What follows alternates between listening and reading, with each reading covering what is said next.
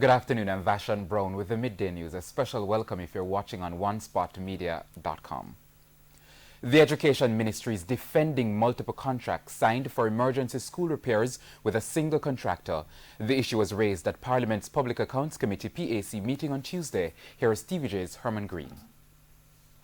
6 contracts, 5 schools, 1 contractor.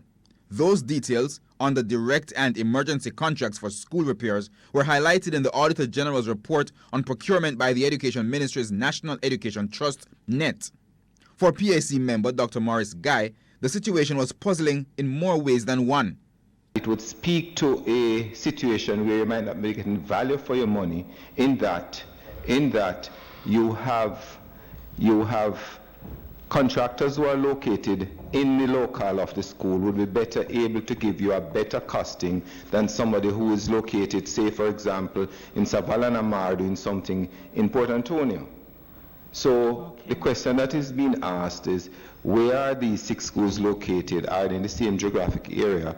Permanent Secretary in the Ministry of Education, Dr. Grace McLean, confirmed that the 6 schools were in Portland, Kingston, St. Catherine, Trelawney, and Westmoreland. So why 1 contractor? The company that was selected to do these schools offered a new system build type of arrangement outside of the putting together the 1-1 blocks and steel, and would have been able to complete the project within a very short time frame. Yes. She says approval was given by the National Contracts Commission as well as Cabinet for all 6 contracts. But PAC Chairman Mark Golding questioned why the contracts were done under an emergency contract since it was already in the ministry's work plan. She says unfavorable structural conditions at the start of the school year is one contributing factor. Then a justification could be made that a school will reopen at X time, a budget becomes available because we operate within the financial year at April of each year, having the funds to spend about June, and so we made the interpretation that if we put a case forward for direct contracting under emergency to support our schools, then that could be considered. The PAC will continue reviewing the report next week, Thursday. Herman Green, TVJ News. The Jamaica Teachers Association is urging the government to treat with their issues on a level playing field with other sectors. It comes following reports of teachers leaving the local teaching profession to take up overseas work. Here is TVJ's O'Shane Masters. The issue of migration of the Jamaican workforce has been a topical one in recent times as the human resources of the nation continues to be depleted. This is especially with the country's educators and nurses. Speaking recently in St. James, President of the Jamaica Teachers Association, JTA Owen Speed, says there are things that the government needs to address in a bid to halt the migration of teachers. Chief among them, improved salaries. They need to look at reclassification of teachers' salaries now, and they need to look at reclassification up to 100%, not 80%. He also chastised the government and other officials in society for what he terms the disrespect of teachers. When Jamaican teachers studied, they didn't do an 80% degree. So when the other people studied in their field, they did 100% of studies.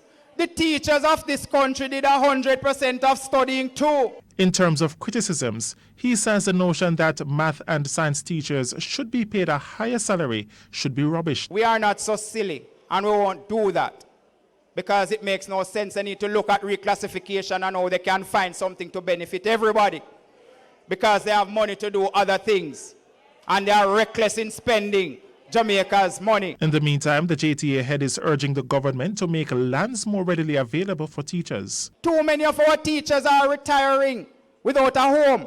And I know that if they give you a piece of land, then the JTA Cooperative Credit Union might be willing to give you some loan to go and build, if it is even 1 room. O'Shane Masters, TVJ News. The Jamaica Fire Brigade is urging the government to enforce the laws which govern the safety and protection of the nation's children.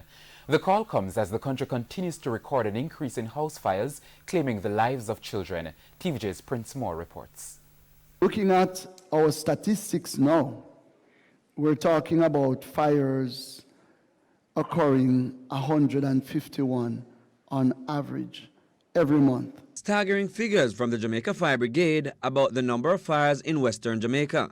But what is more troubling is that 50% represents house fires. According to Assistant Commissioner at the Jamaica Fire Brigade, Floyd McLean, all fires in Hanover were house fires.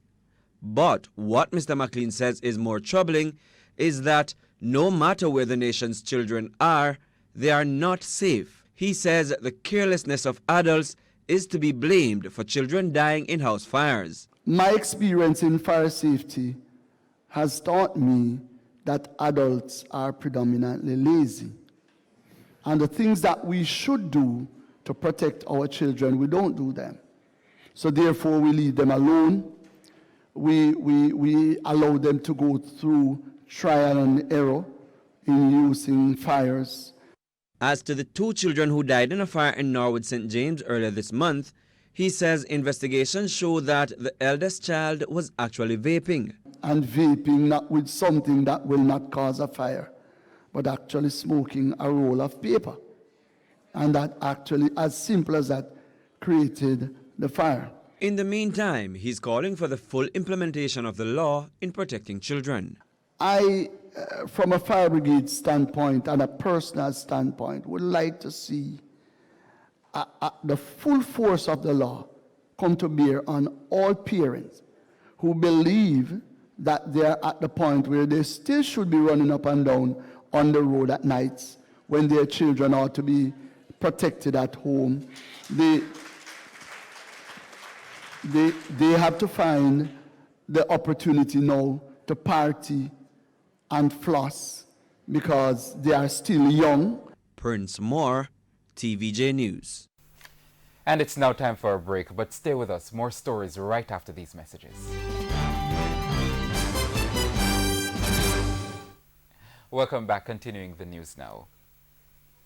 Director of the Road Safety Unit, Canute here, is calling for more accountability from parents while transporting their children.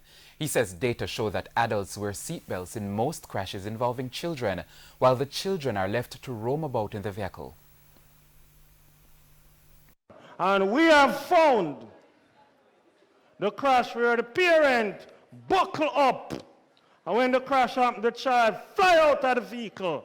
And when the child fly out of the vehicle, the child body clap the asphalt, and then the asphalt clap by the child body. And then, because the body is made up of water, juice leak out on the road surface, and then the fire truck come and wash it off. Mr. Hare says the black box in each vehicle records critical data about each crash. It's why he says the police should enforce not only the Road Traffic Act in these cases, but also the Child Care and Protection Act. Deal with these parents who have made a deliberate, calculated, and intentional decision to transport our future recklessly. Mr. Hare was speaking at a child sensitization session in St. James recently. Today is being celebrated as World Children's Day, and there are renewed demands from the country's youth for parliamentarians to do more to stem crime and violence against children. The matter was raised at a special sitting of Parliament yesterday. TVJ's Janella Perseus reports. Take your old car and run where you a go. Pervert, me no wanna drive from you. A history-making moment in the highest court of the land. God gives to mankind little children. Stars we a shine, don't kill them. If lawmakers needed a further reminder about the impact violence and crime is having on the country's youth, these young advocates did not hold back in stressing the point. We love our country, but we hate the violence that is hurting the bodies, minds, and spirits of Jamaican children. The presentation was a culmination of a series of town hall meetings organized by UNICEF and the Office of the Children's Advocate. Children 6 to 17 spoke about their experiences with violence and came up with a proposed plan of action for the government. We learned about the rights we have in the Convention on the Rights of the Child, and we reasoned about what it means to have these rights, like the right to share our thoughts, as we are here doing today. Children want stricter enforcement of laws for those who abuse children. In response, Prime Minister Andrew Holness and Leader of the Opposition, Dr. Peter Phillips, committed to doing all they can to protect children from all forms of violence. As the political parties begin to crank up their machinery for imminent elections, civic groups are also gearing up themselves. Executive Director of the National Integrity Action, NIA, Professor Trevor Monroe, says the organization stands ready to continue observer missions to ensure fairness in the election process. We in civil society bodies need to ensure that it's not only the political leadership that's put on notice, but all of us as citizens, as media, as individuals. We need to put ourselves on notice to get ready to ensure that all aspects of our electoral law and administrations are observed, both in spirit as well as in letter. Perhaps most of all, the Electoral Commission of Jamaica, they need to get ready to uphold our electoral law. Perhaps mostly, they need, with whatever assistance from civil society and whatever resources from the government, they need to build awareness. Professor Monroe is, however, worried that several unanswered questions remain over spending in recent by-elections, including in East Portland.